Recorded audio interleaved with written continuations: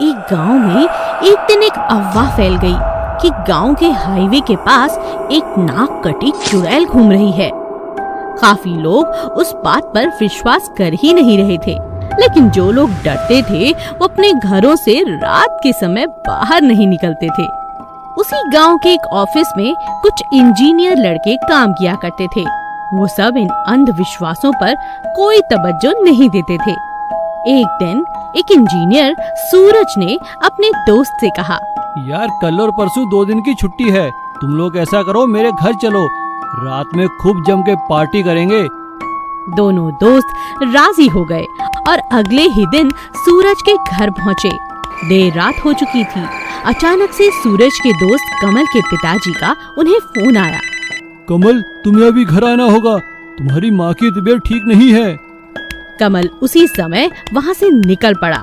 रास्ते में अचानक उसने एक अकेली लड़की को देखा और उसने उससे रास्ता पूछा और अपना घूंघट हटा दिया। मैं चुड़ैल हूँ। मुझे तुम्हारी नाक चाहिए अब। वो डर चुका था। चुड़ैल ने तुरंत चाकू निकाला और उसकी नाक काट दी। अगले दिन सभी दोस्तों को ये बात पता चलती है और सब मिलकर पुलिस के पास जाते हैं। पुलिस सवाल करती है, क्या हुआ था? उस औरत ने क्या पहन रखा था? कुछ याद है तुम्हें? मुझे कुछ याद नहीं, आप मुझे अकेला छोड़ दीजिए, मुझे सांस लेने में तकलीफ हो रही है। सभी लोग मिलकर तांत्रिक के पास जाते हैं। कटवा ली नाक, कोई भी उसके कहर से नहीं बचेगा। वो लड़की एक चौधरी के घर काम करती थी, चौधरी ने उसकी इज्जत लूट ली, उसे कहीं का नहीं छोड़ा। वो लड़की सड़क पर भागती भागती लोगों से पुलिस का पता पूछती रही, किसी ने उसकी मदद नहीं की। थक हार कर उसने अपने आप को जलाकर आत्महत्या कर ली। तभी से वो सबकी नाक काटती है। वो एक भयानक चुड़ैल बन चुकी है। ये सब बातें सुनकर सभी दोस्तों ने बाबा से विनती की कि वो उसकी मुक्ति के लिए प्रार्थना करें। अगले दिन बाबा ने उसी हाईवे पर हवन रखा और चुड़ैल को भी बुलाया। वो गुस्से में आई, मैं किसी को नहीं छोड़ूंगी, सबकी नाक काट दूंगी, तभी तो मुझे शांति मिलेगी तांत्रिक। लेकिन जब तांत्रिक ने हवन किया तो हमेशा के लिए चुड़ैल को मुक्ति मिल गई। पोस्टमैन और चुड़ैल। एक बार एक पोस्टमैन एक पार्सल देने एक घर पर पहुंचा। घर का दरवाजा खुला हुआ था तो वो सीधा अंदर जा पहुंचा। अंदर जाकर देखा तो वो घर महल जैसा खूबसूरत था। वो हैरान हो गया। अरे वाह, क्या बात है, इतना कीमती सामान और ऐसे ही खुला पड़ा है। जब वो एक कमरे में पहुंचा तो उसने देखा कि पलंग पर हीरे, जवाहरात, सोने के सिक्के पड़े हैं। लेकिन जैसे ही उसने अपना हाथ आगे बढ़ाने की कोशिश की, जोर से आवाज आई, ये क्या हो रहा है? खबरदार, जो इनमें से किसी भी चीज को हाथ लगाया। ये सुनते ही वो बहुत डर गया। कौन है आप? और आप मुझे दिखाई क्यों नहीं दे रही हैं? मैं चुड़ैल हूँ, करोड़पति चुड़ैल। डाकिया भागने की कोशिश करता है। अरे रुक, कहाँ डर कर भागता है? रुक जा, मैं तुझे कुछ नहीं करूँगी, वादा करती हूँ। ये मेरी बेटी का घर है। कुछ साल पहले मेरी बेटी और दामाद इस घर में रहते थे। मेरी बेटी की सास बहुत ही ज्यादा बुरी थी, लेकिन जब भी वो पढ़ने बैठती थी तब उसकी सास उसे ढेर सारा काम दे दिया करती थी। और एक दिन मेरी बेटी टीवी पर एक प्रोग्राम देख रही थी। अरे, मैं तो ये प्रतियोगिता जीत सकती हूँ, पर कैसे? मैंने तो तैयारी भी नहीं की। लेकिन जैसे तैसे मेरी बेटी ने उस प्रतियोगिता के लिए बहुत मेहनत की, लेकिन उसकी सास से ये सब बर्दाश्त नहीं हो रहा था। जिस दिन उसे अपनी प्रतियोगिता के लिए जाना था, उसकी सास ने उसके खाने में जहर मिला दिया, लेकिन वो खाना गलती से मैं खा गई और मैं मर गई। तुम बताओ, तुम यहाँ कैसे आए?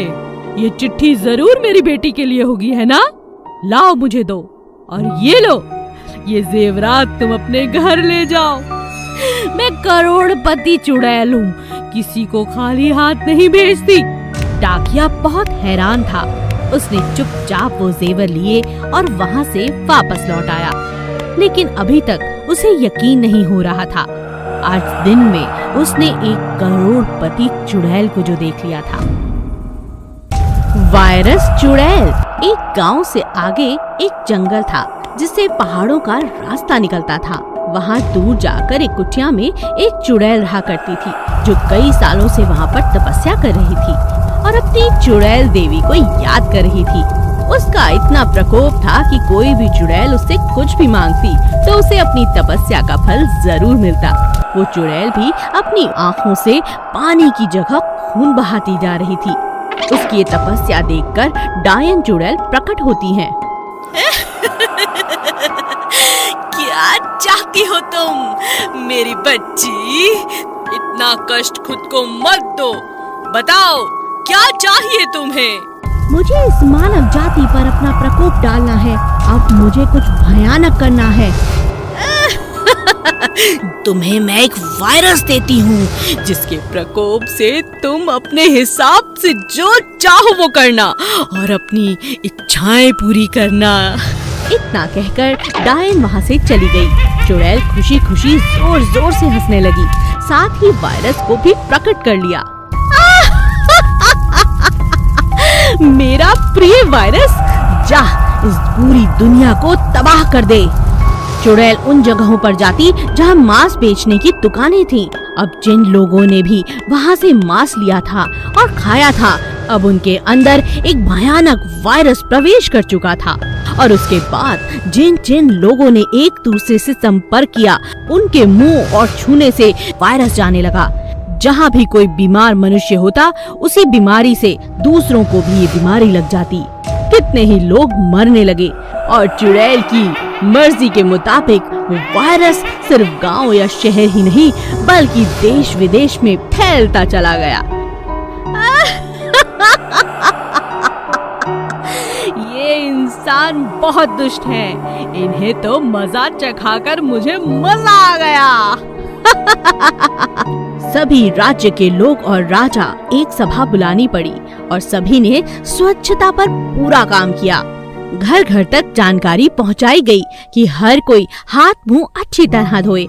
सभी लोगों ने दिए हुए निर्देशों का पालन किया। कुछ महीनों तक लोग घर से बाहर तक नहीं निकले और धीरे धीरे चुड़ैल का प्रकोप कम होने लगा। यही बात मैं इन्हें समझाना चाहती थी। अब ये समझ चुके हैं, साफ सुथरे रहते हैं। अब मुझे यहाँ से चले जाना चाहिए। नागिन चुड़ैल और बाज चुड़ैल। एक बार की बात है, नागिन राज की महारानी और बाज राज की महारानी की मौत हो गई और दोनों ही महारानियां अपने देशों से गिरकर धरती पर आ गिरी। वो धरती पर चुड़ैलें बनकर घूमने लगी। नागिन चुड़ैल पहले आ गिरी थी, जिसकी वजह से उसने अपने रहने के लिए एक पीपल का पेड़ चुन लिया और कुछ ही देर बाद बाज चुड़ैल भी गिर गई, तो उसने भी अपने लिए वही पीपल का पेड़ ही चुना। जब बाज चुड़ैल वहाँ गिरी तो उसे नहीं पता था कि वहाँ एक और चुड़ैल पहले से रहती है। क्या कर रही हो तुम यहाँ? चली जाओ यहाँ से, ये मेरा पेड़ है, समझी? मैं क्यों जाऊँ? ये मेरा पेड़ है, तुम चली जाओ यहाँ से। मैं कहीं जाने वाली नहीं। ऐसा करते करते दोनों की आपस में खूब बहस शुरू हो गई और दोनों बहस करते करते उसी पेड़ पर सो गई। अगले दिन एक व्यापारी आकर उसी पीपल के पेड़ के नीचे सो गया। उसने अपना घोड़ा पास में खड़ा किया। जैसे ही दोनों चुड़ैलों ने उसे देखा तो दोनों अपना शिकार बनाने उसे नीचे आ पहुंची। मौका देखते ही बाज चुड़ैल उस आदमी के अंदर घुस गई और देखते ही देखते नागिन चुड़ैल भी गुस्से में आकर उसके घोड़े में घुस गई। अब क्या था, घोड़े के रूप में नागिन चुड़ैल अब गांव की तरफ भागी और उसके पीछे ही आदमी के रूप में नागिन चुड़ैल भी भागी। उन्हें देखकर गांव के सभी लोग डर गए।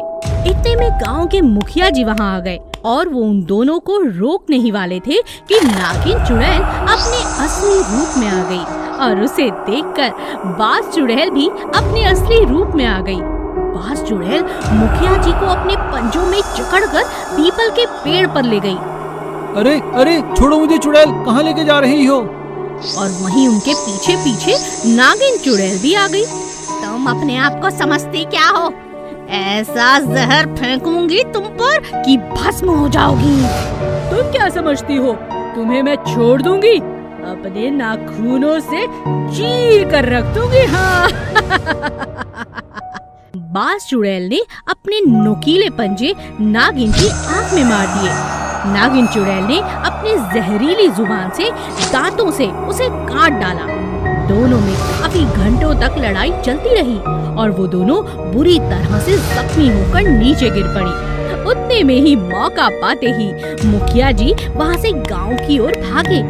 अरे चलो मेरे साथ, वो दोनों वहाँ जख्मी पड़ी होंगी, उन्हें चलकर आग लगा देते हैं। लेकिन जब वो गांव वालों के साथ वापस आए तो उन सब ने मिलकर उन दोनों को वहीं आग लगा दी और उन्हें मुक्ति दे दी। और उसके बाद फिर कभी भी उस गांव में किसी चुड़ैल का साया नहीं पड़ा।